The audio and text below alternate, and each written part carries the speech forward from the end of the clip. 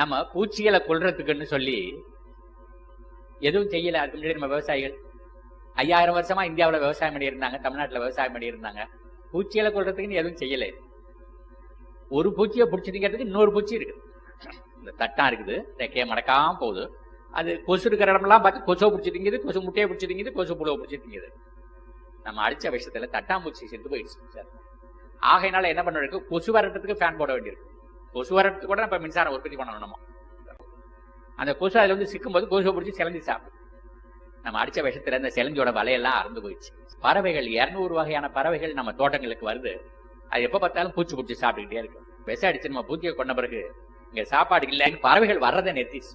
நம்ம விருந்தாளிகள் நண்பர்கள் நம்ம தோட்டத்துக்கு வரல. ஆகையினால பூச்சிகள் அதிகமாயிடுச்சு. பூச்சிகள் அதிகமாயிட்டதுனால நம்ம உணவு உற்பத்தி குறைஞ்சு போச்சுன்னு அப்படியே காத்துல கதையை விட்டுக்கிட்டே இருக்கிறாங்க.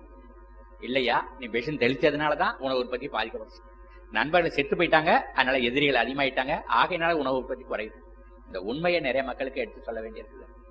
நாம எந்த ஒரு பயிரை வளர்க்கறதுக்கும் எந்த ஒன்றையும் நம்ம வெளியில இருந்து கொடுக்க வேண்டிய அவசியம் கிடையாது.